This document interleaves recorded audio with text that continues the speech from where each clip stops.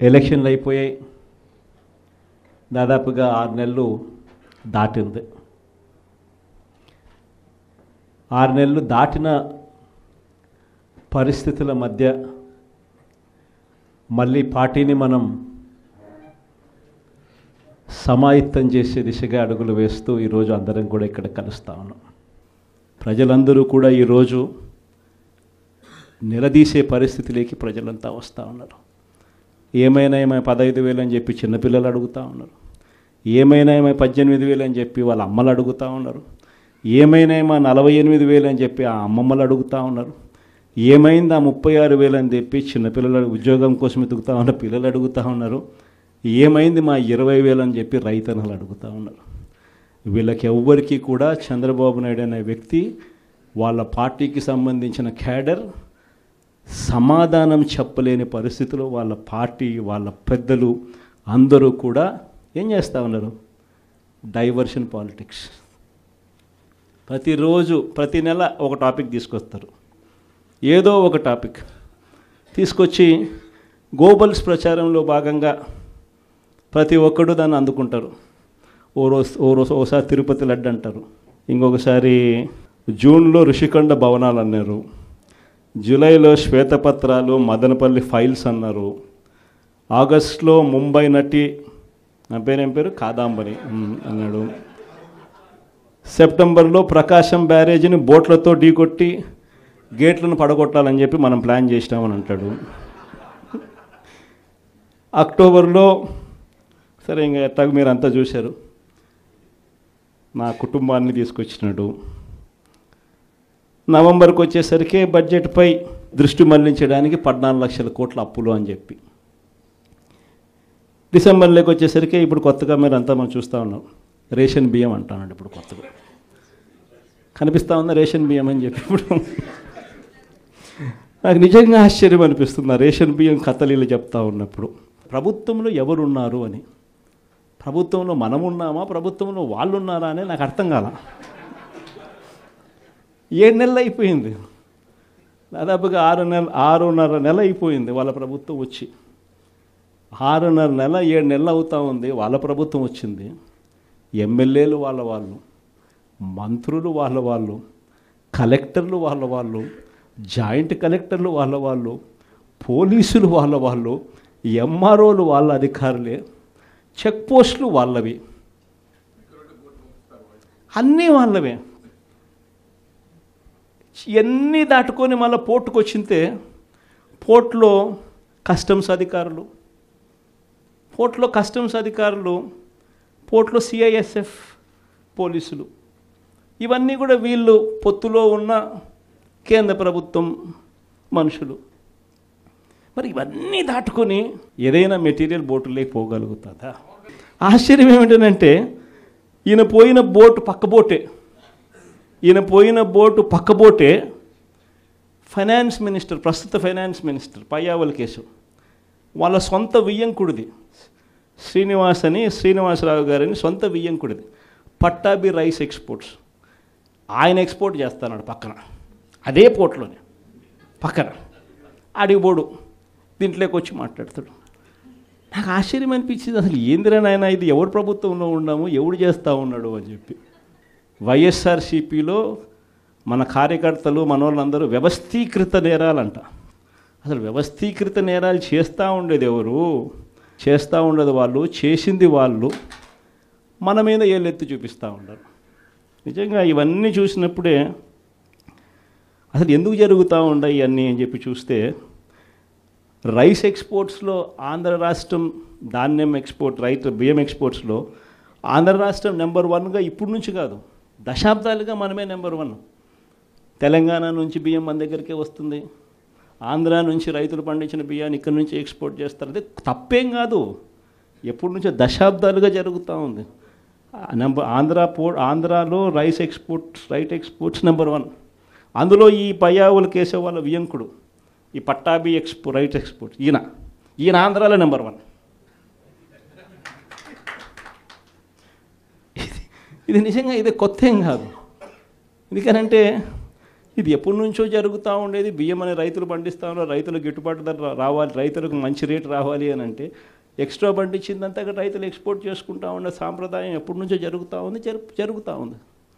అయితే దీన్ని ఎలా ట్విస్ట్ చేస్తూ ఉన్నారు అనేది ఇప్పుడు ఆశ్చర్యం. మన ప్రభుత్వంలో డీలర్ల వ్యవస్థను మనం పక్కన పెట్టి ఇంటి వద్దకే బియ్యం సప్లై కింద మనం MDUs తీసుకొచ్చి, మొబైల్ డిస్పెన్సింగ్ యూనిట్లను తీసుకొచ్చి ఇంటి వద్దకే బియ్యం సప్లై తీసుకుపోయినాం. మొట్టమొదటిసారిగా మనం బియ్యం క్వాలిటీని పెంచినాం. మధ్యస్థు సన్నకార బియ్యం ప్రమోట్ చేసినాం, ఇవ్వడం. స్వర్ణ బియ్యం మీద తీసుకొచ్చి షార్టెక్స్ చేసి 800 కోట్ల సంవత్సరానికి అదనపుగా ఖర్చు పెట్టి బియ్యంలో నూకల శాతం తగ్గించి షార్టెక్స్ చేసి ప్రజలకు మంచి బియ్యం, తినగలిగిన బియ్యం ఇస్తే వాళ్ళు ఎదురు అమ్ముకునే పరిస్థితి ఉండదు అని చెప్పి దానికి ఫుల్ స్టాప్ పెట్టే కార్యక్రమం చేసింది ఎప్పుడైనా జరిగిందని అంటే అది ఒక్క వైఎస్ఆర్సీపీ ప్రభుత్వ హయాంలోనే జరిగింది. ఈరోజు వీళ్ళు ఏం చేస్తూ ఉంటారు? ఈరోజు ఒక పద్ధతి ప్రకారం ఫస్ట్ ఇంటి వద్దకే బియ్యం ఆపేసినారు. వాళ్ళకి ఇచ్చే బియ్యం ఇంతకుముందు మనం షార్టెక్స్ చేసి మంచి క్వాలిటీ బియ్యం మనం ఇస్తూ ఉంటే, మధ్యస్థ సన్నకార బియ్యం షార్టెక్స్ చేసి మనం ఇస్తూ ఉంటే ఈరోజు లేదు. ఈరోజు నిర్వీర్యం చేశారు. చేసి వీళ్ళు ఇవన్నీ చేస్తూ ఉండి